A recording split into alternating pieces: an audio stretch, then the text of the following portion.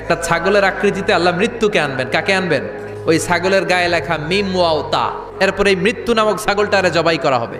সরাসরি live programme করে জান্নাত জাহান্নামীরা দেখবে যে মৃত্যুকে জবাই করা হচ্ছে।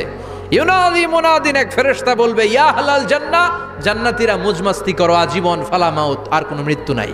ইয়া হালান নার, জাহান্নামের অধিবাসীরা তোদের উপর আল্লাহর লানত, আজীবন এই ব্যারামের রাজ্যে থাকবি, তোদেরও মৃত্যু নাই। আল্লাহ বলবেন ও জাহান্নামীরা, সরাসরি সম্প্রচার হচ্ছে, জান্নাতে কি হচ্ছে দেখে নে।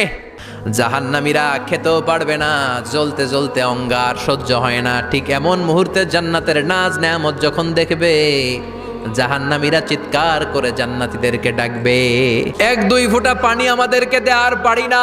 তোরা খেয়ে যেই খাবারটারে আবর্জনা করে জান্নাতে ফেলে দিস, ওই খাবারগুলো একটু দে।